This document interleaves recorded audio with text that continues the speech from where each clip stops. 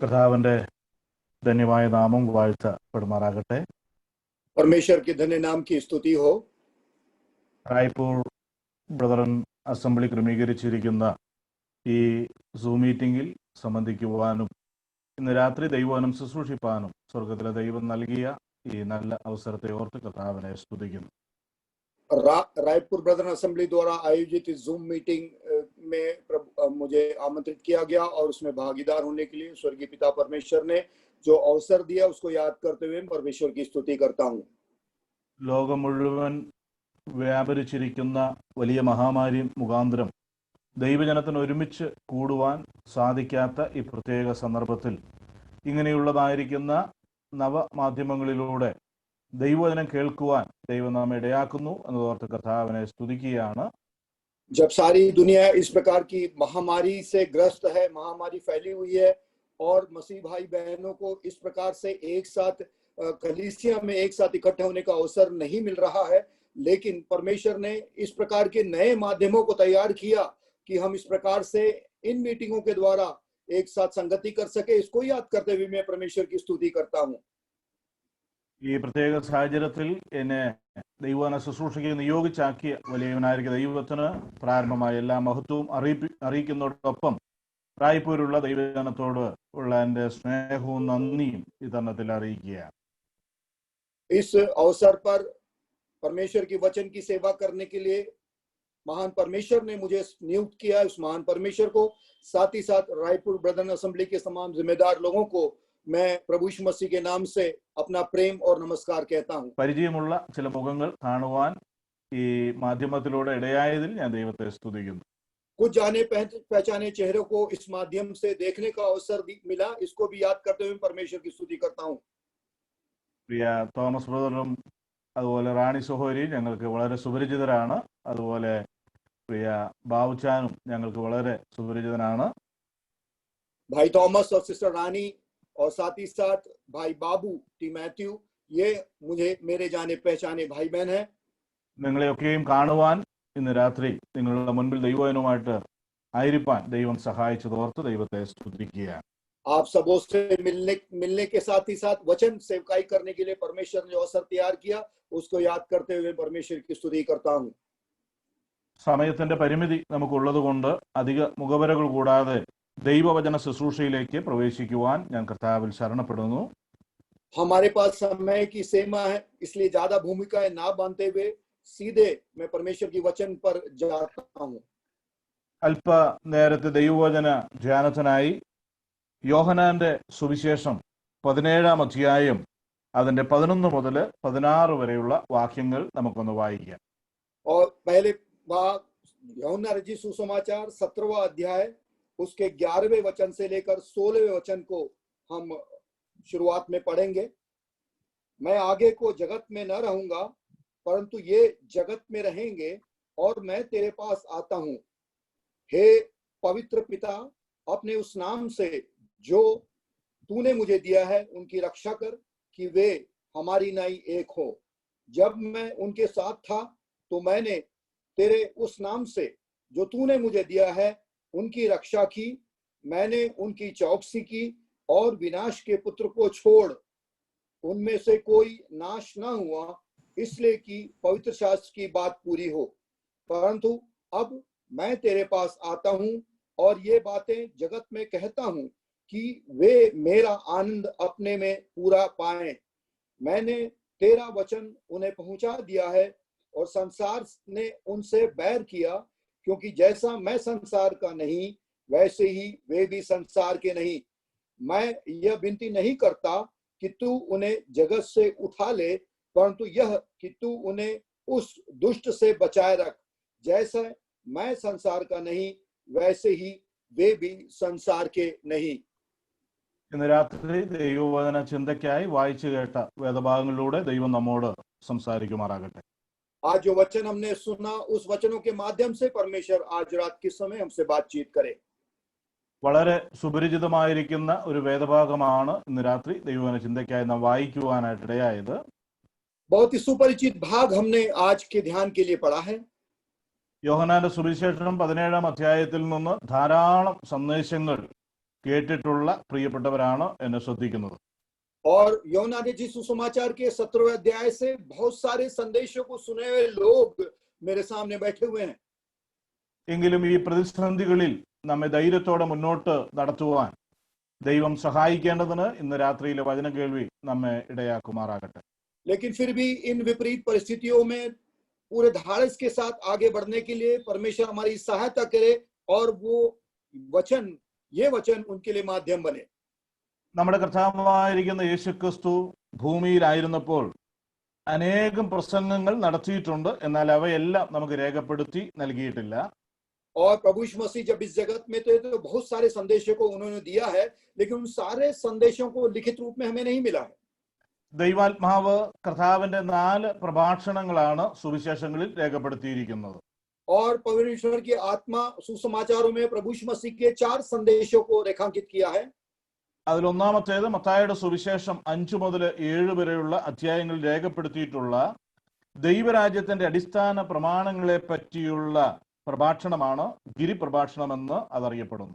और उसमें पहला संदेश मत्ती रचित सुसमाचार 5वें अध्याय से लेकर 7वें अध्याय तक पहाड़ी उपदेश के बारे में हम जानते हैं. മറ്റൊന്നും മത്തായിയുടെ സുവിശേഷം തന്നെ 13-ാം അധ്യായത്തിൽ ദൈവരാജ്യത്തിന്റെ രഹസ്യങ്ങളെ കുറിച്ച് 7 ഉപമകളിലൂടെ ശിഷ്യന്മാർക്ക് വെളിപ്പെടുത്തിയിരിക്കുന്നതാണ്. और दूसरा संदेश है मत्ती रचित सुसमाचार में 17 अध्याय में परमेश्वर के राज्य के उस गुप्त बातों की 7 गुप्त बातों को शिष्यों को उन्होंने बताया. അതുപോലെ തന്നെ മത്തായിയുടെ സുവിശേഷം 24-25 അധ്യായങ്ങളിൽ രേഖപ്പെടുത്തിയിരിക്കുന്ന ഒലിവ് മല പ്രഭാഷണമാണ് മൂന്നാമത്തേത്. और मत्ती रचित सुसमाचार में भी 24 और 25वें अध्याय में जैतून पर्वत पर उन्होंने जो संदेश दिया वो है. നാം വായിച്ച വേദഭാഗമാണ് 4-ാമത്തെ പ്രഭാഷണത്തിൽ പെടുന്നത്.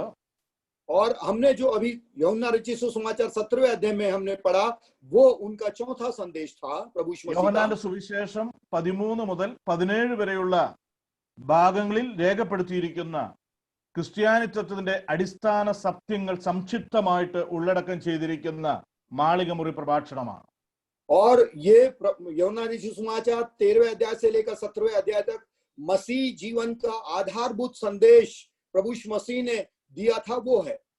മറ്റ് സന്ദേശങ്ങളിൽ നിന്ന് ഈ സന്ദേശത്തിന് വലിയ വ്യത്യാസങ്ങൾ നമുക്ക് കാണുവാൻ കഴിയും. अन्य संदेशों से ज्यादा कोई अंतर हम इसमें पाते हैं.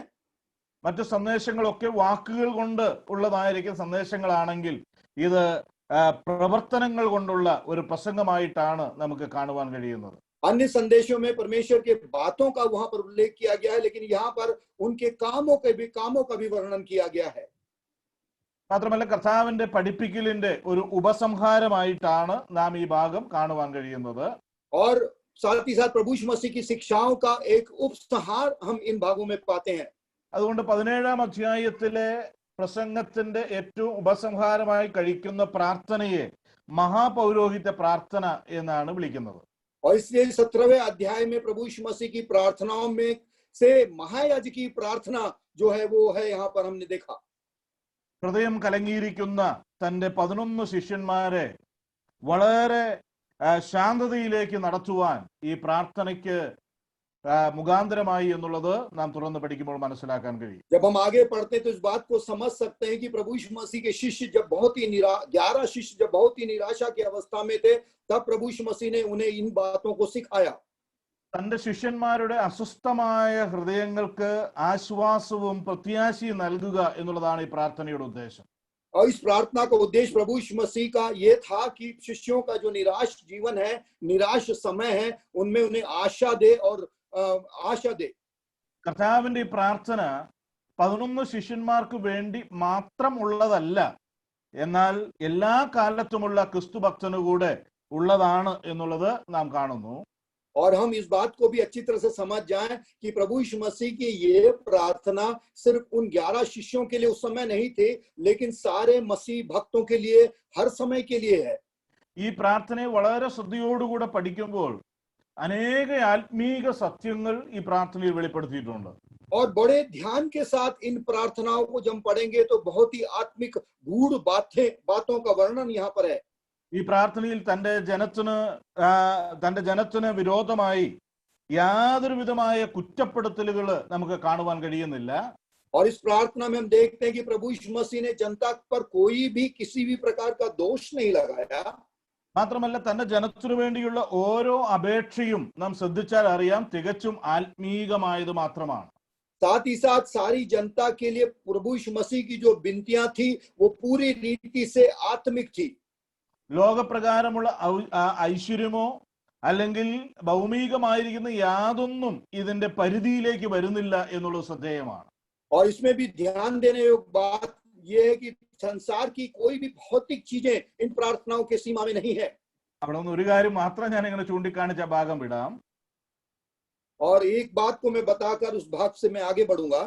പലപ്പോഴും നമ്മുടെ പ്രാർത്ഥനകളെല്ലാം ഭൗമികമാണ്. अधिकांश तौर पर हमारी प्रार्थनाएं भौतिक चीजों के लिए रहती है. എന്നാൽ ഭൗമികമായ വിഷയങ്ങളെക്കാൾ ഉപരി ആത്മീകമായിരിക്കുന്ന വിഷയത്തിനാണ് കർത്താവിന്റെ ഈ മഹാപൗരോഹിത പ്രാർത്ഥനയിൽ ഊന്നൽ നൽകിയിരിക്കുന്നത്. लेकिन सांसारिक बातों से बढ़कर आत्मिक बातों के लिए प्रार्थना करना प्रभु यीशु मसीह की इस महायाजकी प्रार्थना में महत्व दिया गया है. ഏകദേശം 9 കൂട്ടം കാര്യങ്ങൾക്ക് വേണ്ടിയാണ് കർത്താവ് പിതാവിനോട് ഇവിടെ ശുപാർശ ചെയ്യുന്നത് നാം കാണുന്നു.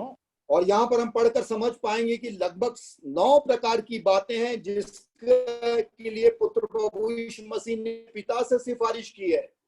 എല്ലാം വിശദീകരിക്കുവാൻ ഇന്ന് രാത്രി നമ്മെ സമയം അനുവദിക്കുന്നില്ല. और इन सारे 9 चीज का वर्णन हम समय सीमा के कारण नहीं कर पाएंगे. എന്നാൽ ഈ നാളുകളിൽ എന്നെ സ്വാധീനിച്ച ഒരു വിഷയത്തിലേക്ക് മാത്രം നിങ്ങളുടെ ശ്രദ്ധയെ തിരിച്ചുകൊണ്ട് സമയബന്ധിതമായി എന്റെ വാക്കുകൾക്ക് വിരാമം കുറിക്കാമെന്നാണ് ഞാൻ ആഗ്രഹിക്കുന്നത്. लेकिन इन दिनों में मुझसे ज्यादा बातचीत किए हुए इन 9 बातों में से एक बात मात्र पर मैं संदेश देकर अपने समय पर अपने संदेश को समाप्त करूंगा. ആ വിഷയം 17-ാം അധ്യായത്തിന്റെ 11-ാം വാക്യത്തിലും അതിന്റെ 12-ാം വാക്യത്തിലും അതിന്റെ 15-ാമത്തെ വാക്യത്തിലും രേഖപ്പെടുത്തിയിട്ടുണ്ട്. और वो विषय 17वें अध्याय के 11वें और 12वें वचन में और 15वें वचन में है. അത് നാം ഇങ്ങനെ വായിക്കും, നിന്റെ നാമത്തിൽ അവരെ കാത്തുകൊള്ളണമേ. और वहां पर लिखा गया है कि हे पिता अपने नाम से तू उनकी रक्षा कर. Keep them in your name. നാം ഇംഗ്ലീഷിൽ നാം അങ്ങനെയാണ് വായിക്കുന്നത്. अपने नाम से उनकी सुरक्षा कर. നമ്മുടെ സുരക്ഷിതത്വം എന്നുള്ളത് കർത്താവിന്റെ ഒരു വലിയ ചിന്തയായിരുന്നു എന്നുള്ളതിന് സംശയമില്ല. इस बात में कोई शक नहीं कि मानव जाति की हमारी सुरक्षा प्रभु यीशु मसीह की सबसे मुख्य बातों में से एक थी. ഇന്നത്തെ വർത്തമാന കാലഘട്ടത്തിൽ ജീവിക്കുന്ന നമ്മുടെ ഇടയിൽ നടക്കുന്ന പല സംഭവങ്ങളും ഒരു യാഥാർത്ഥ്യം വെളിപ്പെടുത്തുവാനായിട്ട് ഇടയാകുന്നുണ്ട്. और इन दिनों में जो बहुत सारी घटनाएं हमारे चारों ओर घट रही हैं, वहां पर एक सच्चाई हमें प्रकट होती है. അത് നമ്മൾ ആരും സുരക്ഷിതരല്ല എന്നുള്ളതാണ്. और वो सच्चाई ये है कि हम कोई भी सुरक्षित नहीं है. നമുക്കറിയാം, നാം ലോകം മുഴുവൻ ആഞ്ഞടിച്ച ഈ വലിയ മഹാമാരി നമുക്ക് നൽകുന്ന പാഠം എന്താണ്? और ये सारी दुनिया में भयानक रूप से फैली हुई ये महामारी हमें क्या सिखाती है? നാം ആരും സുരക്ഷിതരല്ല എന്നുള്ളത് വളരെ വ്യക്തമായിട്ട് അത് നമ്മെ പഠിപ്പിക്കുന്നുണ്ട്. वो स्पष्ट रूप से हमें सिखाती है कि हम कोई सुरक्षित नहीं है. ഒരു വശത്ത് നമ്മുടെ സുരക്ഷിതത്വത്തിന് വേണ്ടി ഗവൺമെന്റുകൾ വിവിധമായിരിക്കുന്ന നിർദ്ദേശങ്ങൾ നമുക്ക് നൽകുന്നുണ്ട്. और हमारी सुरक्षा के लिए सरकारों के द्वारा कई प्रकार के दिशा निर्देश जारी किए जा रहे हैं. ഒരുപക്ഷെ ഒരു പരിധിവരെ അതൊക്കെ നമ്മെ സഹായിക്കുന്നുണ്ട് എന്നുള്ളതിന് തർക്കമില്ല. और इस बात में कोई शक नहीं कि एक सीमा तक वो सारे दिशा निर्देश हमारी सहायता भी कर रहे हैं. എന്നാൽ പലപ്പോഴും പല സംഭവങ്ങളും കാണുകയും കേൾക്കുകയും ചെയ്യുമ്പോൾ അതൊന്നും നമ്മുടെ സുരക്ഷിതത്വത്തിന് പൂർണ്ണമായ പര്യാപ്തമല്ല എന്നുള്ളത് നമുക്ക് മനസ്സിലാക്കാൻ കഴിയുന്നു. लेकिन फिर भी इन दिनों में जब कुछ घटनाओं को हम देखते हैं, सुनते हैं, तो ये सारी योजनाएं सरकार की हमें पूरी रीति से सुरक्षित नहीं रख पा रही है. ഇതിനോട് ബന്ധപ്പെട്ടതല്ലെങ്കിലും യോവേൽ പ്രവചനത്തിൽ നമ്മൾ ഒരു വാക്യം ഇങ്ങനെ നമ്മൾ വായിക്കുന്നുണ്ട്.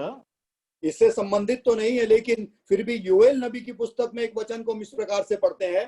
അതിന്റെ 1-ാം അധ്യായം 4-ാം വാക്യത്തിൽ നമ്മൾ വായിക്കുന്നത്, തുള്ളൻ ശേഷിപ്പിച്ചത് വെട്ടുക്കിളി തിന്നു, വെട്ടുക്കിളി ശേഷിപ്പിച്ചത് പച്ചപ്പുഴു തിന്നു എന്ന് പറയുന്നത് പോലെയാണ് സംഭവങ്ങൾ മാറിക്കൊണ്ടിരിക്കുന്നത്. 1-ാം അധ്യായം 4-ാം വാക്യം. योएल।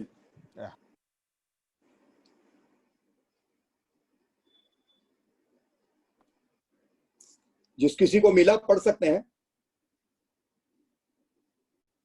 1-ാം അധ്യായം അതിന്റെ 4-ാമത്തെ വാക്യത്തില് पहला अध्याय योएल नबी की पुस्तक, पहला अध्याय 4वां वचन। അവിടെ നാം വായിക്കും, തുള്ളൻ ശേഷിപ്പിച്ചത് വെട്ടുക്കിളി തിന്നു, വെട്ടുക്കിളി ശേഷിപ്പിച്ചത് പച്ചപ്പുഴു തിന്നു.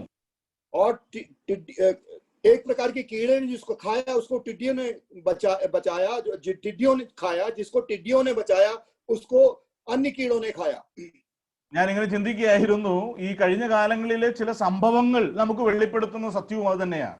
और मैं याद कर रहा था कि इन दिनों में जो घटनाएं हमें देख रही हैं वो इन सच्चाइयों को हमें सिखा रही है। ഈ കഴിഞ്ഞ ദിവസം ഉണ്ടായതായിരിക്കുന്ന ഒരു പ്ലെയിൻ അപകടം നമ്മുടെ ശ്രദ്ധയിൽപ്പെട്ടതാണല്ലോ. पिछले दिनों एक बहुत बड़ी घटना हमने देखी है जो केरल में घटी है, जो प्लेन क्रैश हुआ। കൊറോണ മുഖാന്തരം നാട്ടിലേക്ക് കടന്നു വരുവാൻ കഴിയാത്ത ആളുകൾക്ക് വേണ്ടി ഗവൺമെന്റ് ക്രമീകരിച്ച ഒരു വിമാനത്തിൽ അവര് നാട്ടിലേക്ക് കടന്നു വന്നു. പക്ഷേ അത് വലിയൊരു അപകടത്തിലേക്ക് കൊണ്ടുചെന്ന് അനേകരുടെ ജീവൻ നഷ്ടപ്പെടുവാനായിട്ട് ഇടയായി തീർന്നു. कोरोना से बचने के लिए अपने देश में लौटे हुए प्रवासी जब अपने देश में पहुंचे तो एयरपोर्ट में या रनवे में बहुत बड़े दुर्घटना में फंसे और कई लोग मृत्यु को प्राप्त कर गए। ഞാൻ ഈ പറഞ്ഞതിന്റെ സാരമെന്ന് പറയുന്നത്, നമ്മുടെ യാതൊന്നും നമുക്ക് സുരക്ഷിതത്വം നൽകുന്ന ഒന്നല്ല. इस सभी चीजों का कहने का सार यही है कि कुछ भी हमें सुरक्षा नहीं देती। നമ്മുടെ സമ്പത്തിനോ നമ്മുടെ വിദ്യാഭ്യാസത്തിനോ हमारा धन हो, ഭൗമികമായ യാതൊന്നിനും നമ്മെ സുരക്ഷിതരായി സൂക്ഷിക്കുവാൻ കഴിയുന്നതല്ല. चाहे हमारा धन हो, चाहे हमारी सारी भौतिक सुविधाएं हो, चाहे कुछ भी हो, हमें पूरी रीति से वो सुरक्षित नहीं रख सकती। എന്നാൽ ഇന്ന് രാത്രി ഒരു സത്യം ദൈവവചനത്തിലൂടെ ഇങ്ങനെ ഓർപ്പിക്കാൻ ഞാൻ ആഗ്രഹിക്കുകയാണ്. लेकिन आज रात को परमेश्वर के वचन के आधार पर एक सच्चाई की याद मैं आपको दिलाना चाहता हूं। ഈ പ്രതിസന്ധിയിലൂടെ ആ വിശ്വാസികളും അവിശ്വാസികളും കടന്നു പോകുന്നുണ്ട് എന്ന് വരികിലും ഇതിന്റെ നടുവിൽ നമ്മുടെ ആത്മീകമായ സുരക്ഷിതത്വം നമ്മുടെ കർത്താവിന്റെ വലിയ ചിന്തയാണ്. इस विपरीत परिस्थितियों में विश्वासी लोग भी अविश्वासी लोग भी गुजर रहे हैं इस विश्वासी से, लेकिन इनके बीच में भी परमेश्वर की आत्मिक बातें हमें सीखने को मिलती है। ഇവിടെ നമ്മുടെ കർത്താവ് അവരെ കാത്തുകൊള്ളണമേ എന്ന് നമ്മുടെ കർത്താവ് പറയുമ്പോൾ രണ്ട് വിധത്തിലുള്ള സുരക്ഷയെ കുറിച്ച് തിരുവചനത്തിൽ നമുക്ക് കാണാൻ കഴിയും. यहाँ पर प्रभु यीशु मसीह ने विनती की कि प्रभु तू इनकी रक्षा कर, तो उसमें दो प्रकार की सुरक्षा के बारे में हम पाते हैं। ഒന്ന് നമ്മുടെ രക്ഷയോടുള്ള ബന്ധത്തിലുള്ള സുരക്ഷിതത്വമാണ്. पहली बात है हमारे उद्धार के संबंध में हमारी सुरक्षा।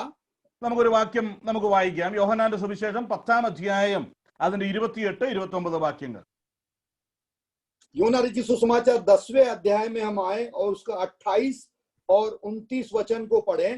और मैं उन्हें अनंत जीवन देता हूं और वे कभी नाश ना होंगी और कोई उन्हें मेरे हाथ से छीन न लेगा।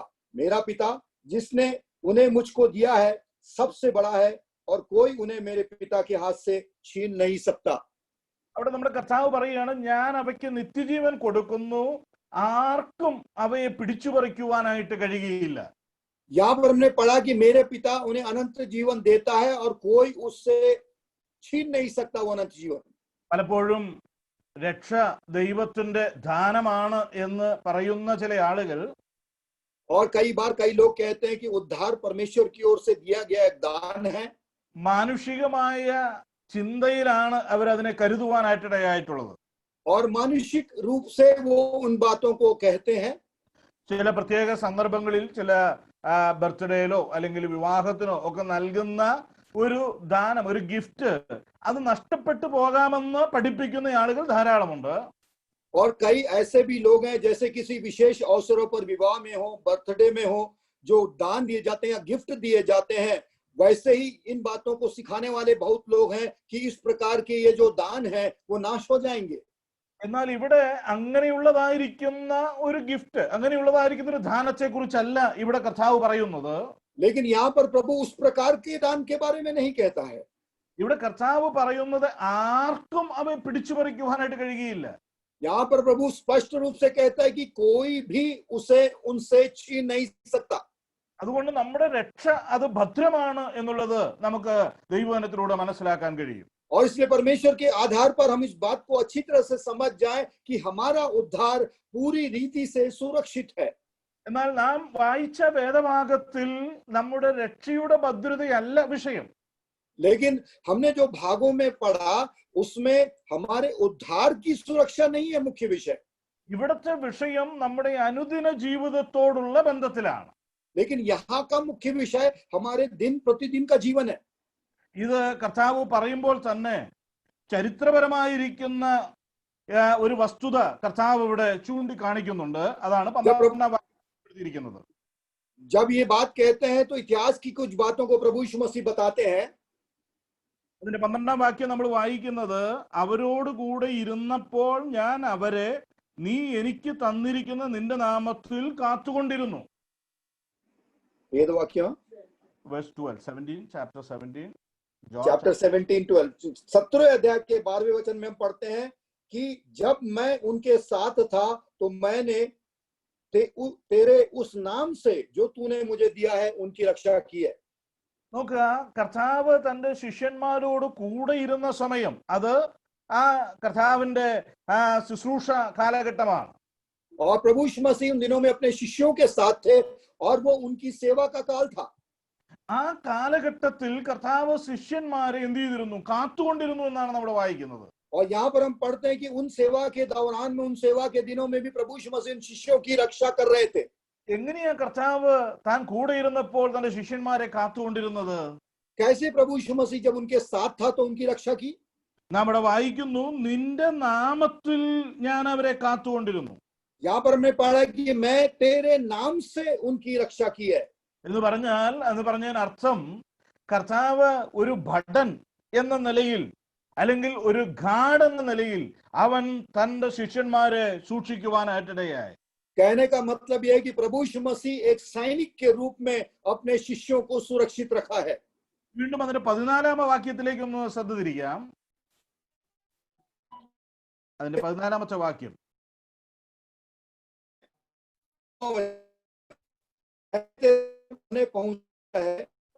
അവിടെ നാം ഇങ്ങനെ വായിക്കുന്നു, ഞാൻ അവർക്ക് നിന്റെ വചനം കൊടുത്തിരിക്കുന്നു. वहां पर हम इस प्रकार से पढ़ते हैं कि मैंने तेरा वचन उनके पास पहुंचा दिया है. ഒരു ഭടൻ എന്ന നിലയിൽ മാത്രമല്ല കർത്താവ് സൂക്ഷിച്ചത്. ഇവിടെ നാം വായിക്കുന്നു, ഞാൻ അവർക്ക് നിന്റെ വചനം കൊടുത്തുകൊണ്ടാണ് സൂക്ഷിച്ചത്.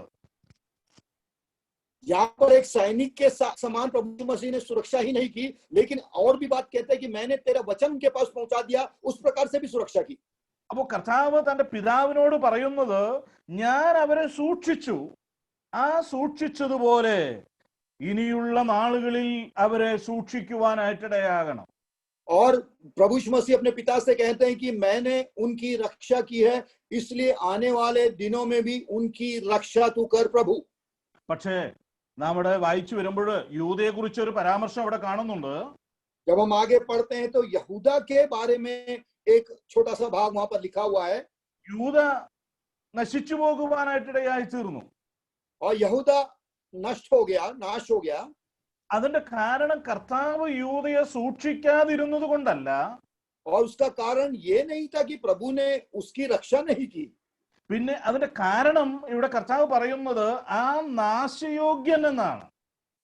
और लेकिन उसका कारण प्रभु यीशु मसीह कहता है कि वो नाश के योग्य था. യൂദ നശിക്കുവാൻ യോഗ്യനായിരുന്നു എന്നാണ് കർത്താവ് ഇവിടെ പറയുന്നത്. यहाँ पर प्रभु यीशु मसीह स्पष्ट रूप से कहता है कि वो यहूदा इस्करियोती नाश के योग्य था. അതുകൊണ്ടാണ് യൂദ നശിച്ചു പോകുവാനായിട്ടിടയായത്, കർത്താവ് സൂക്ഷിക്കാത്തത് കൊണ്ടല്ല. और ये यहूदा इसलिए नष्ट हुआ, इसलिए नहीं नष्ट हुआ कि प्रभु यीशु मसीह ने उसकी रक्षा नहीं की. അപ്പൊ കർത്താവ് തന്റെ ശിഷ്യന്മാരെ സൂക്ഷിച്ചത് താൻ ഭൂമിയിലായിരുന്നപ്പോൾ താൻ എങ്ങനെ സൂക്ഷിച്ചു എന്നുള്ളത് നാം കണ്ടു. और प्रभु यीशु मसीह जब इस जगत में थे तो अपने शिष्यों को किस प्रकार से सुरक्षा दी हमने देखा. അതിന് അനേക ദൃഷ്ടാന്തങ്ങളും ദൈവവചനത്തിലുണ്ട്. और परमेश्वर के वचन में बहुत सारे उदाहरण या दृष्टांत हैं. യോഹന്നാൻ 6:39 നാം ഇങ്ങനെ വായിക്കുന്നു, എടുക്കണ്ട, 6:39 വാക്യം യോഹന്നാൻ സുവിശേഷത്തിൽ നാം ഇങ്ങനെ വായിക്കുന്നുണ്ട്, അവൻ എനിക്ക് തന്നതിൽ ഒന്നും ഞാൻ കളയാതെ എന്ന് നാം വായിക്കുന്നു. അവൻ എനിക്ക് തന്നതിൽ ഒന്നും ഞാൻ കളയാതെ. और यूहन्ना रचित सुसमाचार 6वें अध्याय के 39 वचन में पढ़ते हैं कि उसने जो कुछ भी मुझे दिया उसमें से एक को भी मैंने नहीं गंवाया. അതിന് ദൃഷ്ടാന്തമായിട്ട് ഒരു വാക്യം നിങ്ങളുടെ ശ്രദ്ധയിൽ കൊണ്ടുവരട്ടെ. उसके दृष्टांत के रूप में एक वचन में पढ़ना चाहूंगा. 18-ാം അധ്യായം, യോഹന്നാൻ സുവിശേഷം 18-ാം അധ്യായം 8-9 വാക്യം ഒന്ന് വായിക്കാം. 8-9 വാക്യം. यूहन्ना रचित सुसमाचार उसका 8वां और यूहन्ना रचित सुसमाचार 18वां अध्याय उसका 8वां और 9वां वचन हम पढ़ेंगे. वे बोले, यीशु नासरी को. यीशु ने उत्तर दिया, मैं तो तुमसे कह चुका हूं कि मैं ही हूं. यदि मुझे ढूंढते हो तो इन्हें जाने दो. यह इसलिए हुआ कि वह वचन पूरा हो जो उसने कहा था कि जिन्हें तूने मुझे दिया उनमें से मैंने एक को भी न खोया. ഗത്സമന തോട്ടത്തിൽ തന്നെ പിടിക്കാനായിട്ട് കടന്നു വന്നവരോട് കർത്താവ് പറയുന്ന വാക്കാണിത്. गत्समने की बगीची में प्रभु यीशु मसीह को पकड़ने हुए आए हुए लोगों से प्रभु यीशु मसीह ने ये बात कही. നോക്ക്, അവിടെ കർത്താവ് പറയുകയാണ്, നിങ്ങൾ എന്നെയാണ് തിരിയുന്നുവെങ്കിൽ ഇവരെന്ത് ചെയ്തോട്ടെ, ഇവർ പൊയ്ക്കൊള്ളട്ടെ. प्रभु यीशु मसीह ने उनसे कहा कि अगर तुम मुझे ढूंढते हो तो इन्हें यानी उनके शिष्यों को जाने दो. അനുദിന ജീവിതത്തിൽ തന്റെ ശിഷ്യന്മാരുടെ സുരക്ഷിതത്വം കർത്താവ് അവിടെ ഉറപ്പിക്കുകയാണ്.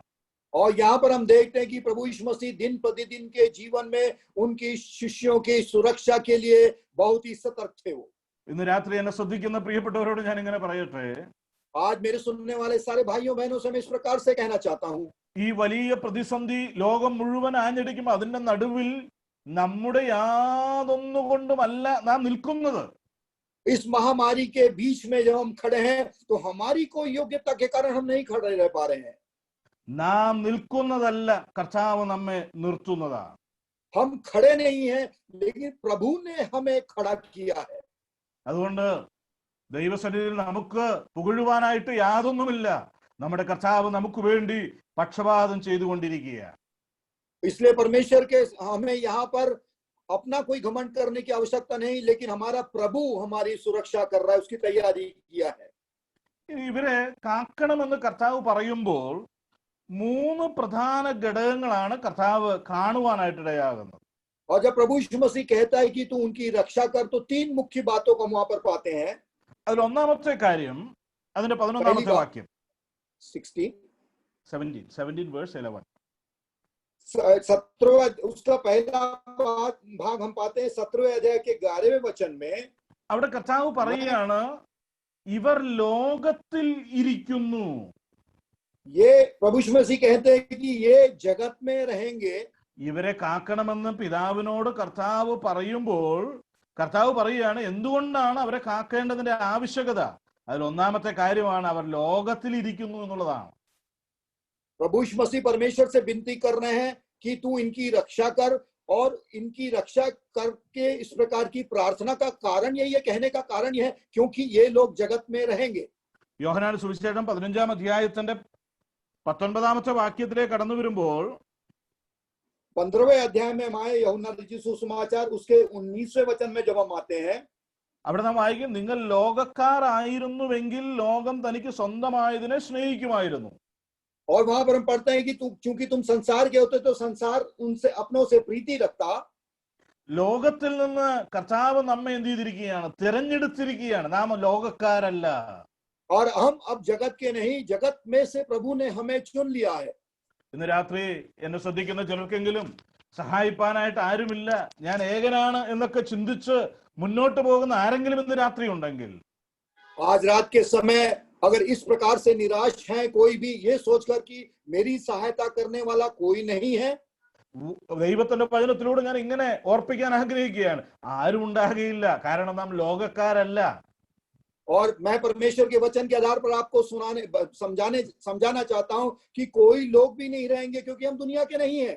നാം ലോകക്കാരായിരുന്നുവെങ്കിൽ ലോകം തനിക്കുള്ളതിനെ സ്നേഹിക്കുമായിരുന്നു. अगर हम जगत के होते तो जगत अपने लोगों से प्रीति रखता.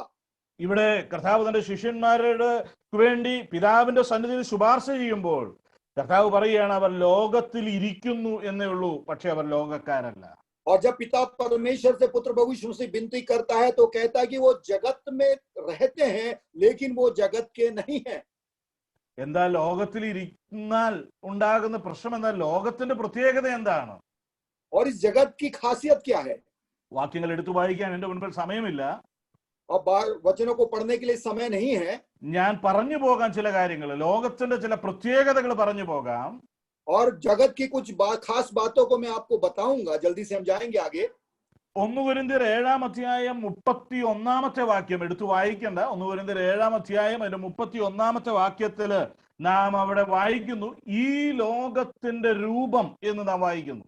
पहला कुरिन्थी पहला अध्याय उसके 37वें वचन में पढ़ते हैं कि इस जगत का रूप। അപ്പോൾ ഈ ലോകത്തിന്റെ പ്രത്യേകത ഒന്ന്, ഈ ലോകത്തിന് മനോഹരമായ ആകർഷിക്കത്തക്കതായ ഒരു രൂപമുണ്ട്.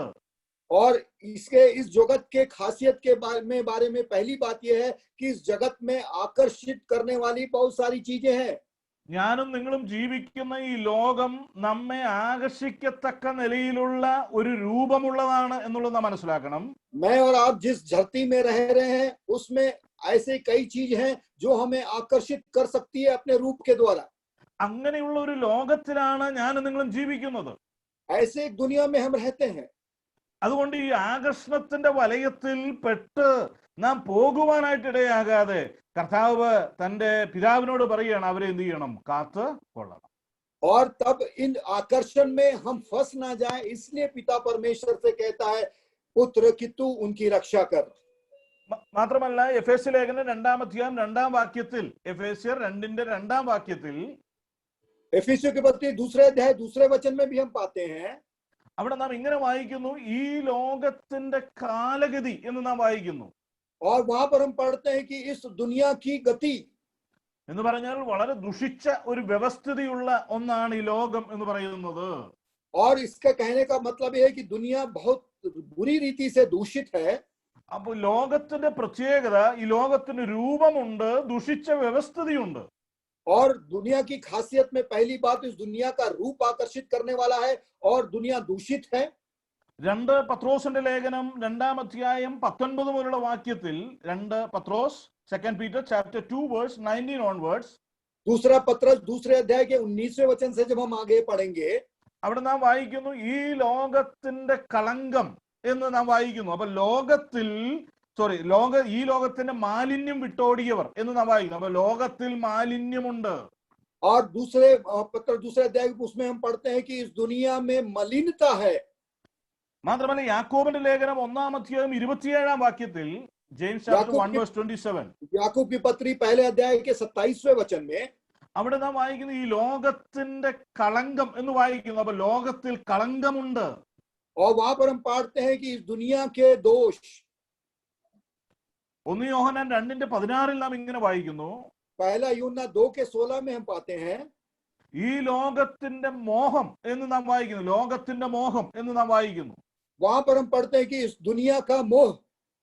നമ്മുടെ കർത്താവായ യേശുക്രിസ്തു പറഞ്ഞ വിത്തിന്റെ ഉപമയിൽ മർക്കോസിന്റെ സുവിശേഷം 4-ാം അധ്യായം 18-19 വാക്യങ്ങളിൽ നാം വായിക്കുന്നത്, മുള്ളിനിടയിൽ വീണതിനെ കുറിച്ച് പറയുമ്പോൾ ഈ ലോകത്തിന്റെ ചിന്ത എന്ന് നാം വായിക്കുന്നു. मरकुस रचित सुसमाचार में जब बीजों के बारे में दृष्टांत कहते हैं तो उन बीजों के बारे में प्रभु यीशु मसीह बताते हैं जो झाड़ियों में गिरे, वो है इस जगत की चिंता। ഞാൻ പറഞ്ഞു വന്നത്, ലോകത്തിൽ മാലിന്യമുണ്ട്. मैंने कहा आपको बताया दुनिया में मलिनता है, ലോകത്തിൽ കളങ്കമുണ്ട്, दुनिया में दोष है, ലോകത്തിന് മോഹമുണ്ട്, दुनिया में मोह है, ലോകത്തിന് ചിന്താഗതിയുണ്ട്, दुनिया में कई प्रकार की चिंताओं की बातें हैं, ലോകത്തിന് ദുഷിച്ച വ്യവസ്ഥിതിയുണ്ട്, दुनिया की व्यवस्था दूषित है, ലോകത്തിന് നയനമനോഹരമായ രൂപമുണ്ട്, और दुनिया का ऐसा रूप है जो आकर्षित करने वाला है। അങ്ങനെയുള്ളൊരു ലോകത്തിലാണ് ഞാനും നിങ്ങളും ആയിരിക്കുന്നത്. और ऐसे एक दुनिया में वास करते हैं मैं और आप। അതുകൊണ്ട് നമ്മെ എന്ത് ചെയ്യണം? കാത്തുകൊള്ളണം. और इसलिए विनती करता है कि तू उनकी रक्षा कर। ഈ പാപത്തിന്റെ ദുഷിച്ച വ്യവസ്ഥിതിയിലേക്ക് വിശ്വാസികളായ നാമും വീണുപോകാതിരിക്കുന്നതിന്റെ കാരണം നമ്മുടെ കർത്താവ് പിതാവിന്റെ സന്നിധിയിൽ കഴിക്കുന്ന ആ മഹാപൗരോഹിത്യ പ്രാർത്ഥനയാണ്. इस पाप के, इस दुनिया के पाप की दूषित व्यवस्था में हम फंस नहीं जा रहे हैं। इसका एक ही मात्र कारण है कि हमारा पुत्र प्रभु यीशु मसीह का महाराज की प्रार्थना, जो अपने पिता से वो विनती कर कर कहता है। ഇവരെ കാക്കണമെന്ന് കർത്താവ് പറയുമ്പോൾ അതിൽ ഒന്നാമത്തെ ഘടകം അവർ ലോകത്തിൽ ഇരിക്കുന്നു എന്നുള്ളതാണ്. और प्रभु यीशु मसीह जब विनती करता है तो कहता है कि पिता तू उनकी रक्षा कर, तो उसका पहला कारण है ये लोग जगत में रहेंगे। രണ്ടാമത്തെ കാരണത്തിലേക്ക് കടന്നു വരാം. दूसरे कारण में आए, അതിന്റെ 15ാമത്തെ വാക്യം, 17ാം അധ്യായം 15ാം വാക്യം, 17वां अध्याय का 15 वचन, मैं यह विनती नहीं करता कि तू उन्हें जगत से उठा ले, परंतु यह कि तू उन्हें उस दुष्ट से बचाए रख। കർത്താവ് പറയുകയാണ്, പിശാചിന്റെ കയ്യിൽ അകപ്പെടാതെ വണ്ണം वहां पर അവരെ कहता है, കാത്തുകൊള്ളണം. हाँ, प्रभु यीशु मसीह वहां पर विनती करता है कि तू उस दुष्ट से उन्हें बचाए रख, यानी कि शैतान से उन्हें बचाए रख। അവര് ലോകത്തിൽ ഇരിക്കുകയാണ്. वो लोग इस जगत में रहेंगे, അപ്പോൾ പിശാചിന്റെ കയ്യിൽ അകപ്പെടുവാനുള്ള എല്ലാ സാധ്യതയുമുണ്ട്. और हर प्रकार की संभावना है कि शैतान के कुचक्र में फंस जाए। പത്രോസിന്റെ ലേഖനത്തിൽ നമ്മൾ വായിക്കുന്ന പോലെ ആരെ വിഴുങ്ങേണ്ടെന്ന് നോക്കി അവൻ നമുക്ക് ചുറ്റും ഊടാടി സഞ്ചരിക്കുകയാണ്. पत्रस की पत्री में हम पढ़ते हैं कि वो चारों ओर घूम रहा है और वो किसको निगल जाए। അപ്പൊ അങ്ങനെയുള്ളതായിരിക്കുന്ന പിശാചിന്റെ കയ്യിൽ അകപ്പെടാതിരിപ്പാൻ നമ്മെ എന്ത് ചെയ്യണം? നമ്മെ സൂക്ഷിക്കണം, നമ്മെ കാത്തുകൊള്ളണമെന്നാണ് കർത്താവ് പറയുന്നത്. और प्रभु की यह विनती है कि ऐसे उस दुष्ट से बचाए रख, और प्रभु तू उनकी रक्षा कर। ലൂക്കോസിന്റെ സുവിശേഷം 22ാം അധ്യായം അതിന് 31, 32 വാക്യങ്ങൾ വായിക്കുമ്പോൾ കർത്താവ് പത്രോസിനോട് പറയുന്നുണ്ട്, സാത്താൻ നിങ്ങളെ ഗോതമ്പ് പോലെ പാറ്റേണ്ടതിന് കൽപ്പന ചോദിച്ചു, ഞാനോ നിന്റെ വിശ്വാസം പോയി പോകാതിരിപ്പാൻ നിനക്ക് വേണ്ടി എന്ത് ചെയ്തു? അപേക്ഷിച്ചു. लूका रचित सुसमाचार 22वें अध्याय के 39वें वचन में हम पढ़ते हैं कि वो तुझे गेहूं के फटकने के समान बचाए रखने के लिए मैंने पिता से विनती की है कि तू उन्हें बचा कर रख। നമുക്കൊരു വലിയ പോരാട്ടമുണ്ട്. हमारे बीच में एक बहुत बड़ा युद्ध है। എഫേസ്യ ലേഖനം 6:12 നമുക്ക് പോരാട്ടമുള്ളത് ജഡരക്തങ്ങളോടല്ല എന്ന് നാം വായിക്കുന്നു. 6वें अध्याय 12वें वचन इफिसियों की पत्री में पढ़ते हैं कि हमारा युद्ध मांस और लहू से नहीं, നമുക്ക് പോരാട്ടമുള്ളത് പിശാചിനോടും അവന്റെ തന്ത്രങ്ങളോടുമാണ്. हमारा युद्ध शैतान और उसकी शक्तियों से है। അവന്റെ തന്ത്രങ്ങളെ നാം അറിയാത്തവരുമല്ല. और उसके शक्तियों को, उसकी बातों को हम पहचानते नहीं है, ऐसा नहीं। അതുകൊണ്ട് ഈ പോരാട്ടമുള്ള പിശാചിന്റെ കയ്യിൽ അകപ്പെടാതിരിക്കുവാൻ നമുക്ക് വേണ്ടി, നമ്മുടെ സുരക്ഷിതത്വത്തിന് വേണ്ടി നമ്മുടെ കർത്താവ് അവൻ അപേക്ഷിക്കുകയാണ്. और इसलिए उस दुष्ट के चंगुल से बचाए जाने के लिए पुत्र पिता से विनती करता है कि तू उनकी रक्षा कर। ഇവരെ കാക്കണമേ എന്ന് കർത്താവ് പറയുമ്പോൾ जब प्रभु यीशु मसीह कहता है कि तू उनकी रक्षा कर, ഒന്നാമത് ഇവർ ലോകത്തിൽ ഇരിക്കുന്നു, पहली बात है चूंकि वो जगत में है അതുകൊണ്ട് അവരെ കാക്കണം. इसलिए उनकी रक्षा कर। രണ്ടാമത് അവർ പിശാചിന്റെ കയ്യിൽ അകപ്പെടാതിരിപ്പാൻ അവരെ കാത്തുകൊള്ളണം. और हे पिता तू उनकी रक्षा कर ताकि वो दुष्ट से बचे रहे। നമുക്ക് ഇയ്യോബിന്റെ ചരിത്രം നല്ലവണ്ണം അറിയാലോ. अय्यूब की कहानी को हम अच्छी तरह से जानते हैं। ഇയ്യോബിന്റെ ജീവിതത്തിലെ എല്ലാം കൈക്കലാക്കുവാൻ പിശാച് ശ്രമിച്ചു. और शैतान ने पूरी तरह से कोशिश की कि अय्यूब की सारी चीजों को हथिया ले। കർത്താവിനോട് അനുവാദം ചോദിച്ചു. और पिता परमेश्वर से, यहोवा से उसने अनुमति ली। എന്നാൽ അവന്റെ ഭക്തി പോയി പോകാതിരിപ്പാൻ ഇടയായത് കർത്താവ് അവന് വേണ്ടി അത് സൂക്ഷിക്കുവാനായിട്ട് ഇടയായി എന്നുള്ളതാണ്. लेकिन उसने अपनी भक्ति इसीलिए नहीं गवाया, यहोवा ने उसकी रक्षा की। മൂന്നാമത്തെ ഭാഗത്തേക്ക് വേഗത്തിൽ കടന്നു വരാം. तीसरे भाग में आया जल्दी से। അതിന്റെ 21ാമത്തെ വാക്യം, 17ാം അധ്യായം 21ാമത്തെ വാക്യത്തിലേക്ക് നമുക്കൊന്ന് കടന്നു വരാം. 17वें अध्याय के 21वें वचन में मैं, जैसे तू हे पिता मुझ में है और मैं तुझ में हूं, वैसे ही वे भी हम में हो, इसलिए कि जगत प्रतीति की करे कि तू ही ने मुझे भेजा। അവിടെ കർത്താവ് പറയുകയാണ്, പിതാവേ നീ എന്നിലും ഞാൻ നിന്നിലും ആകുന്നത് പോലെ അവരും തമ്മിൽ തമ്മിൽ ആകേണ്ടതിന്. और यहाँ पर हम देखेंगे जैसा तू मुझ में है और मैं तुम में हूं, वैसे ही वे भी आपस में वैसे ही बने रहे। 23ാം വാക്യത്തിൽ നമ്മളത് വായിക്കുന്നുണ്ട്. 23वें वचन में भी हम वहां पर पढ़ते हैं, നാം ഒന്നായിരിക്കുന്നത് പോലെ അവരും ഒന്നാകേണ്ടതിന് എന്ന് നാം വായിക്കുന്നു. मैं और पिता जैसे एक है, वैसे वो भी एक बने रहे। എന്ന് പറഞ്ഞാൽ പിതാവും പുത്രനും പരിശുദ്ധാത്മാവും ത്രിയേക ദൈവം ഒന്നായിരിക്കുന്നത് പോലെ पिता पुत्र और पवित्र आत्मा ये त्रिएक परमेश्वर एक है, वैसे ही ദൈവജനവും ഒന്നായിരിക്കേണ്ടതിന് അഥവാ ഐക്യത്തിൽ കാക്കണം. അതാണ് കർത്താവിന്റെ വിഷയം. और परमेश्वर के लोग एकता में रहे, ये है मुख्य विषय वस्तु प्रभु की. നാം ഐക്യതയുള്ളവരായിട്ടിരിക്കണം. അതാണ് കർത്താവ് പറയുന്ന മൂന്നാമത്തെ ഘടകം. और तीसरी बात प्रभु यीशु मसीह जो कह रहा है उनकी रक्षा कर, वो है कि इनमें एकता बनी रहे. ദൈവജനത്തിന്റെ ഐക്യത തകർക്കുന്ന വിഷയം എന്ന് പറയുന്നത് ജഡമാണ്. और परमेश्वर की लोगों की एकता जो नाश होने जाती है, नाश करता है, वो उनका शरीर है. ജഡം ദൈവജനത്തിന്റെ ജീവിതത്തിൽ വാഴുവാനായിട്ടിടയായാൽ അവിടെ ഐക്യത നഷ്ടപ്പെടും. और शारीरिक अभिलाषा जब लोगों के बीच में वास करेगी तो उनकी एकता नाश हो जाएगी. ഐക്യത നഷ്ടപ്പെട്ടാൽ സന്തോഷം നഷ്ടമാകും. और जब एकता समाप्त हो जा रही है तो आनंद समाप्त हो जाएगा. ആത്മീക ശുശ്രൂഷകൾക്ക് നഷ്ടം വരും. आत्मिक सेवकाई नष्ट हो जाएंगी. നമുക്ക് ഫലമില്ലാതായി തീരും.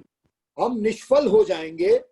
അങ്ങനെ ഐക്യത നമ്മളിൽ ഉണ്ടാകണം എന്നുള്ളത് കർത്താവ് ആഗ്രഹിക്കുന്ന വിഷയമാണ് തന്റെ और പ്രാർത്ഥന. परमेश्वर की सबसे बड़ी चाहत या पुत्र प्रभु यीशु मसीह की चाहत यह है कि इनमें एकता बनी रहे, ये एक रहे. അതുകൊണ്ട് കർത്താവ് പറയണം അവരെ ഐക്യത്തിൽ കാക്കണം. और वहां इसलिए प्रभु यीशु मसीह विनती करता है कि प्रभु तू उनकी रक्षा कर ताकि वो एक रहे.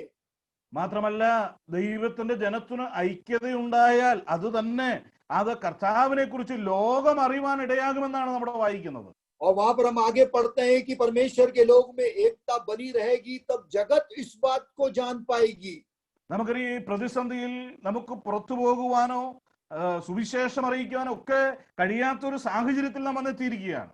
आज इस विपरीत परिस्थिति में ना ही हम बाहर जा सकते हैं, ना ही बाहर जाकर सुसमाचार सेवा कर सकते हैं. എന്നാൽ ഇന്ന് രാത്രി ഞാൻ ഒരു വസ്തുത ഞാനിങ്ങനെ പറയട്ടെ. लेकिन आज एक सच्चाई मैं आपको बताना चाहता हूं. നാം ഐക്യതയുള്ളവരാണെങ്കിൽ ലോകം കർത്താവിനെ കുറിച്ച് അറിയുവാനായിട്ടിടയാകും. अगर हमारे बीच में एकता है तो जगत प्रभु के बारे में जान जाएगी. അപ്പോൾ ദൈവജനത്തിന്റെ ഐക്യതയില്ലായ്മ സുവിശേഷത്തിന് ഭംഗമായിട്ട് വരുന്നു എന്നുള്ളത് നാം കാണുന്നു. और इसके विपरीत हम सोचे तो अगर जगत प्रभु के लोगों के बीच में एकता नहीं है तो सुसमाचार सेवकाई में बाधा बन सकती है. അതുകൊണ്ട് ഇവിടെ കർത്താവ് പറയുകയാണ് അവരെ ഐക്യത്തിൽ കാക്കണം. और वहां पर प्रभु विनती कर रहा है, प्रभु तू उनकी रक्षा कर, वो एकता में बनी रहे. കർത്താവിന്റെ ഒരു വലിയ ചിന്തയായിരുന്നു ദൈവജനത്തിനെ സൂക്ഷിക്കുക എന്നുള്ളത്, അവരുടെ സുരക്ഷിതത്വം എന്നുള്ളത്. प्रभु यीशु मसीह एक बहुत बड़ी चिंता थी कि उसके लोग सुरक्षित रहें. അവർ ലോകത്തിൽ ഇരിക്കുന്നത് കൊണ്ട് അവരെ സൂക്ഷിക്കണം. क्योंकि वो जगत में रहते हैं, इसलिए पिता तू उनकी रक्षा कर. പിശാചിന്റെ കയ്യിൽ അകപ്പെടാതിരിപ്പാൻ അവരെ സൂക്ഷിക്കണം. हे प्रभु पिता तू उनकी रक्षा कर ताकि वो उस दुष्ट से, शैतान से बचे रहे. മൂന്നാമതായിട്ട് അവരെ ഐക്യത്തിൽ കാക്കണം. और तीसरी बात उनकी एकता बनी रहे, इस प्रकार से तू उनकी रक्षा कर. സമയം കടന്നു പോകുന്നുവല്ലോ, ഞാൻ ഒടുവിലെ ഭാഗത്തേക്ക് കടന്നു വരട്ടെ. और समय बीतता चला जा रहा है, मैं अंतिम भाग में आऊं. സുരക്ഷയ്ക്ക് വേണ്ടി കർത്താവ് എന്താണ് ചെയ്തത്? और सुरक्षा के लिए प्रभु ने क्या किया?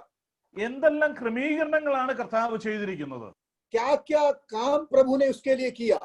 ഈ ഭാഗത്ത് നാം വായിക്കുമ്പോൾ നമുക്ക് കാണുവാൻ കഴിയുന്ന ഒന്നാമത്തെ കാര്യം, पहली बात जब इन भागों में पढ़ते हैं तो हम पाते हैं നമ്മുടെ സുരക്ഷയ്ക്ക് വേണ്ടി കർത്താവ് ചെയ്ത ഒന്നാമത്തെ കാര്യം പ്രാർത്ഥന എന്നുള്ളതാണ്. और हमारी सुरक्षा के लिए प्रभु यीशु मसीह ने सबसे प्रमुख पहली बात की, वो है उसने विनती की, प्रार्थना की. പിതാവിനോട് പുത്രൻ ശുപാർശ ചെയ്യുന്നു, അവൻ മധ്യസ്ഥത വഹിക്കുവാനായിട്ടിടയാകുന്നു. और वहां पर पिता के सम्मुख में हमारे लिए पुत्र मध्यस्थता कर रहा है. ഇന്ന് രാത്രി എന്റെ പ്രിയപ്പെട്ടവരെ, നമുക്കും ചെയ്യുവാനായിട്ട് കഴിയുന്ന വലിയ പ്രാധാന്യമറിക്കുന്ന ഒന്നാണത്.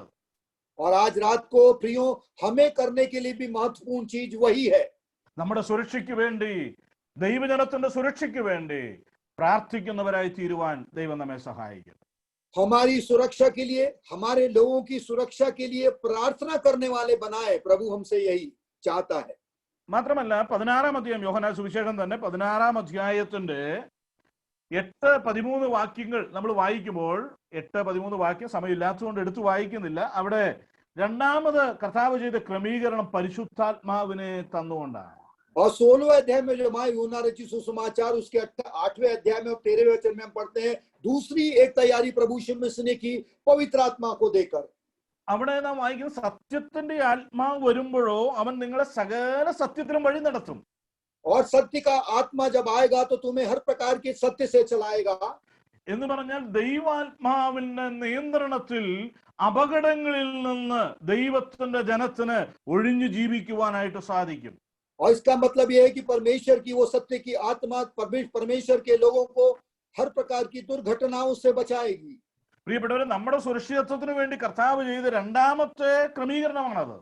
और हमारी सुरक्षा के लिए दूसरा काम प्रभु ने यही किया है। ഒന്നാമത് അവൻ നമുക്ക് വേണ്ടി പ്രാർത്ഥിച്ചു. पहली बात उसने किया, उसने हमारे लिए प्रार्थना की। രണ്ടാമത് അവൻ നമുക്ക് പരിശുദ്ധാത്മാവിനെ തന്നു. और दूसरा काम उसने किया कि उसने पवित्र आत्मा को हमारे लिए दी। എന്തിനു വേണ്ടിയാണ് ആത്മാവിനെ തന്നതെന്ന് ചോദിച്ചാൽ സകല സത്യത്തിലും നമ്മെ വഴി നടത്തുവാൻ. और क्यों हमें पवित्र आत्मा दी, ये प्रश्न पूछा जाए तो उत्तर यह है कि हर प्रकार की सच्चाई का मार्ग हमें चला बताए। മൂന്നാമത്തെ കാര്യം 1 യോഹന്നാൻ 2-ാം അധ്യായം 14-ാം വാക്യമാണ്. 1 യോഹന്നാൻ 2-ന്റെ 14-ാമത്തെ വാക്യത്തിൽ तीसरी बात हम पाते हैं पहला यूहन्ना दूसरा अध्याय उसका 14वां वचन। നമ്മുടെ സുരക്ഷിതത്വത്തിന് നൽകിയ മൂന്നാമത്തെ ക്രമീകരണം അവിടെ നാം വായിക്കുന്ന ദൈവത്തിന്റെ വചനമാണ്. और हमारी सुरक्षा के लिए तीसरी तैयारी उसने की, परमेश्वर का वचन उसने हमें दिया।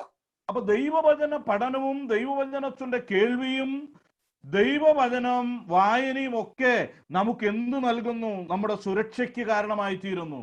इसका मतलब है कि परमेश्वर के वचन का अध्ययन और मनन करना, परमेश्वर के वचनों को सुनना हमें सुरक्षा प्रदान करती है। അതുകൊണ്ട് കൃപയാൽ ദൈവം നമുക്ക് നമ്മുടെ മനസ്സിലാകുന്ന ഭാഷയിൽ നമുക്ക് ദൈവം അത് നൽകിയിരിക്കുകയാണ്. और इसलिए परमेश्वर ने बहुत ही सेठ रूप से बहुतायत के रूप में हमें जिस भाषा में समझ में आती है उस भाषा में परमेश्वर के वचनों को हमारे हाथों में दिया है। നാം സുരക്ഷയോടുകൂടി ജീവിക്കുവാൻ ദൈവം നമുക്ക് നൽകിയ ക്രമീകരണമാണത്. और वो हमारी सुरक्षा के लिए दी हुई एक तीसरी बात यह है, അവൻ നമുക്ക് വേണ്ടി പ്രാർത്ഥിച്ചു. उसने हमारे लिए विनती की। അവൻ നമുക്ക് പരിശുദ്ധാത്മാവിനെ നൽകി. उसने हमें पवित्र आत्मा को दिया। 3, അവൻ നമുക്ക് ദൈവത്തിന്റെ വചനം നമുക്ക് നൽകിയിരിക്കുന്നു. और तीसरी बात परमेश्वर के वचन को उसने हमें दिया। ഒരു കാര്യം കൂടെ പറഞ്ഞ് ഞാൻ ഭാഗം വിടാം. एक और बात कहकर मैं ഇബ്രായ ലേഖനം 1-ാം അധ്യായത്തിന്റെ 11-ാമത്തെ വാക്യം, ഹീബ്രു ചാപ്റ്റർ 1:11 നമുക്ക് വായിക്കുന്നത്, അവൻ ദൂതന്മാർ നമ്മുടെ സേവകാത്മാക്കളല്ലയോ എന്ന് നമ്മൾ വായിക്കുന്നു. और इब्रानियों की पत्री 1 अध्याय के 11वें वचन में पढ़ते हैं कि वो दूत के रूप में उसने हमें दिया जो हमारी सहायता करते हैं। രക്ഷ പ്രാപിപ്പാനുള്ളവരുടെ ശുശ്രൂഷയ്ക്ക് അയക്കപ്പെടുന്ന സേവകാത്മാക്കളല്ലയോ? और उद्धार प्राप्त करने के लिए, सेवा करने के लिए सेवक आत्माओं के रूप में उसने दिया है। 4ാമത് കർത്താവ് ചെയ്ത ക്രമീകരണമാണ് നാം അവിടെ വായിക്കുന്നത്. और चौथी बात प्रभु ने हमारे लिए ये इस प्रकार से तैयार की है, ദൂതന്മാരെ നമ്മുടെ സേവകാത്മാക്കളായി നമ്മെ കാക്കുവാൻ നമുക്ക് സൂക്ഷിപ്പുകാരായിട്ട് നിയോഗിച്ചിരിക്കുന്നു. दूतों को उसने हमारी सेवक आत्मा के रूप में, हमारी सुरक्षा के रूप में, हमारे सुरक्षा सैनिकों के रूप में उसने रखा है। അത് കർത്താവ് നമുക്ക് ചെയ്ത 4ാമത്തെ ക്രമീകരണമാണ്. ये चौथी बात है प्रभु ने जो हमारे लिए तैयार कर रखी है। എബ്രായ ലേഖനം 4-ാം അധ്യായത്തിന്റെ 14-ാമത്തെ വാക്യം, 14-15 വാക്യം നമുക്ക് പരിചയമുള്ളതാണ്. അതുകൂടെ വായിച്ച് നമ്മുടെ വാക്കുകൾക്ക് ഉപസംഹാരിക്കാം. चौथा अध्याय इब्रानियों की पत्री 13 और 14 वचन में हम उन बातों को हम अच्छी तरह से जानते हैं। ആ വാക്യം നമുക്കൊന്ന് വായിക്കാം. എബ്രായർ 4-ാം അധ്യായം 14-15 വാക്യം. इब्रानियों की पत्री चौथा अध्याय 14 और 15 वचन। सो अब हमारा ऐसा बड़ा महायाजक है जो स्वर्गों से होकर आया है, अर्थात परमेश्वर का पुत्र प्रभु यीशु। तो आओ हम अपने अंगीकार को दृढ़ता से थामे रहे, क्योंकि हमारा ऐसा महायाजक नहीं जो हमारी निर्बलताओं में हमारे साथ दुखी ना हो सके, वरन वह सब बातों में हमारी नहीं परखा तो गया तो भी निष्पाप निकला। പിതാവിന്റെ സന്നിധിയിൽ അവൻ ഇന്നും നമുക്ക് വേണ്ടി പക്ഷപാതം ചെയ്തുകൊണ്ടിരിക്കുകയാണ്. पिता के सानिध्य में आज भी वो हमारे लिए मध्यस्थता कर रहा है। 3 കാര്യങ്ങൾ അവിടെ ചൂണ്ടിക്കാണിക്കുന്നുണ്ട്. 3 बातें वहां पर हमें बताई गई है। 1, നമ്മുടെ ബലഹീനതയിൽ നമ്മോട് സഹതാപം ഉണ്ടാകണം. पहली बात, हमारी निर्बलताओं में वो हमारी सहायता करता है। 2, നമുക്ക് കരുണ ലഭിപ്പാൻ. और की दूसरी बात, हमें करुणा या दया मिले। 3, നമുക്ക് സഹായത്തിനുള്ള കൃപ പ്രാപിപ്പാൻ. और साथ ही साथ हमारी सहायता के लिए आवश्यक करुणा हमें मिले। കർത്താവിന്റെ പക്ഷപാത ആ പ്രാർത്ഥനയിൽ ഉൾക്കൊണ്ടിരിക്കുന്ന 3 കാര്യങ്ങൾ और प्रभु यीशु मसीह की महाराज जी की प्रार्थना में जो 3 बातें हैं, നമ്മുടെ ബലഹീനതയിൽ നമ്മോട് സഹതാപം ഉണ്ടാകണം, നമ്മോട് हमारी निर्बल കരുണ ലഭിക്കണം, 3 സഹായത്തിലുള്ള കൃപ പ്രാപിക്കണം. हमारी निर्बलताओं में हमारे साथ हमारी सहायता करे, हमें दया दिखाए और हम पर करुणा दिखाए। അതുകൊണ്ട് നമ്മുടെ ഉത്തരവാദിത്വം എന്താണ്? इसलिए हमारी जिम्मेदारी क्या है आज? നമ്മുടെ വായിക്കും നമ്മുടെ സ്വീകാര്യം മുറുകെ പിടിച്ചുകൊള്ളുക. और इसलिए हमारे उस बात को हम पकड़े रहें, വീണ്ടും നാം अंगीकार को दृढ़ता से थामे रहें ധൈര്യത്തോടെ കൃപാസനത്തോട് അടുത്ത് ചെല്ലുക. और पूरे धैर्य के साथ कृपा आसन के सामने हम जाएं। പ്രതിസന്ധികളിൽ എങ്ങനെ മുന്നോട്ട് പോകുമെന്ന് ഭാരപ്പെട്ടിരിക്കുന്ന പ്രിയ ദൈവജനമേ, और विपरीत परिस्थितियों में कैसे आगे बढ़े ये चिंता हमारे जीवनों में है। നമ്മുടെ സുരക്ഷിതത്വം നമ്മുടെ കർത്താവിന്റെ വലിയ ചിന്ത. हमारी सुरक्षा हमारे प्रभु के पास है। നമ്മുടെ ആത്മീക സുരക്ഷിതത്വം നമ്മുടെ കർത്താവ് വലിയ ചിന്തയായിട്ട് കാണുകയാണ്. और हमारी आत्मिक सुरक्षा उसके लिए बहुत बड़ी चिंता की बात है। നമ്മുടെ ആത്മീക സുരക്ഷിതത്വത്തിന് വേണ്ടുന്നത് കർത്താവ് ക്രമീകരണങ്ങൾ ചെയ്തിട്ടുണ്ട്. और हमारी आत्मिक सुरक्षा के लिए क्या क्या बातें हमें चाहिए, उन सारी बातों को उसने पूरा किया है। അതുകൊണ്ട് ഏതു സമയത്തും നമുക്ക് അവനോട് അടുത്തു ചെല്ലാം. और इसलिए बिना किसी समय भेद के हम उसके पास जा सकते हैं തക്ക സമയത്ത് കൃപ പ്രാപിക്കുവാൻ, और सही समय पर उसके अनुग्रह को हम प्राप्त करें। നമ്മളിൽ ആരും നഷ്ടപ്പെട്ടു പോകുവാനായിട്ട് ഇടയാകാതെ വണ്ണം और कोई भी हमारे बीच से नाश ना हो पाए, നമ്മെ അവൻ സുരക്ഷിതമായി സൂക്ഷിക്കുന്നു എന്ന് ഓർത്ത് ദൈവത്തെ സ്തുതിക്കാം. और वो हमें पूरी रीति से सुरक्षित रखा है, इसको याद करते हुए हम प्रभु की स्तुति करें। നഷ്ടപ്പെടുവാനുള്ള സാഹചര്യമുള്ള ലോകത്തിലാണ് നാം ജീവിക്കുന്നത്. पूरी संभावना है एक ऐसी दुनिया में हम जीते हैं जहां पर हम नाश हो सकते हैं। പിശാചിന്റെ കയ്യിൽ അകപ്പെടുവാൻ സാധ്യതയുള്ള അവൻ നമുക്ക് ചുറ്റും അലറിക്കൊണ്ട് നടക്കുകയാണ്. और पूरी रीति से उस दुष्ट के चंगुल में हम फंस सकते हैं, वो हमारे चारों ओर घूम रहा है। നമ്മുടെ ജീവിതം ഐക്യത നഷ്ടപ്പെടുവാനുള്ള എല്ലാ സാധ്യതയുമുള്ള ലോകത്തിലാണ്. और ऐसी दुनिया में रहते हैं कि हमारी एकता नष्ट हो जाए। എന്നാൽ ഇതൊന്നും സംഭവിക്കാതിരിക്കാൻ അവൻ നമുക്ക് ചില ക്രമീകരണങ്ങൾ ചെയ്തിട്ടുണ്ട്. और ये सारी विपरीत परिस्थितियां हमारे सामने ना हो, इसके लिए कुछ तैयारियां उसने हमारे लिए कर रखी है। അതുകൊണ്ട് നമുക്ക് ധൈര്യത്തോടെ അടുത്ത് ചെല്ലാം. और इसलिए हम पूरे अंगीकार के दृढ़ता के साथ उसके पास जाएं। ഈ വചന കേൾവി, ഈ വചനത്തിന്റെ കേൾവി നമ്മുടെ പ്രതിസന്ധികളിൽ പ്രത്യാശയോടും ധൈര്യത്തോടും കൂടെ ജീവിപ്പാൻ ദൈവം നമ്മെ സഹായിക്കുമാറാകട്ടെ. और ये आज का संदेश इस विपरीत परिस्थिति में पूरे आशा के साथ और पूरी दृढ़ता के साथ हम रहने पाए, इसके लिए सहायता करें। ഇങ്ങനെ ഒരു അവസരം എനിക്ക് ഒരുക്കി തന്ന റായ്പൂരുള്ള ദൈവജനത്തോട് ഒരിക്കൽ കൂടെ എന്റെ നന്ദി അറിയിച്ചുകൊണ്ട് എന്റെ വാക്കുകളിൽ നിന്ന് വിരാമം കുറിക്കുന്നു. കർത്താവിന്റെ നാമം മഹത്വപ്പെടുമാറാകട്ടെ. और इस प्रकार से मुझे बोलने का अवसर दिया रायपुर असेंबली के सारे लोगों को मैं धन्यवाद देते हुए अपने संदेश को मैं समाप्त करता हूं। परमेश्वर के नाम की महिमा हो।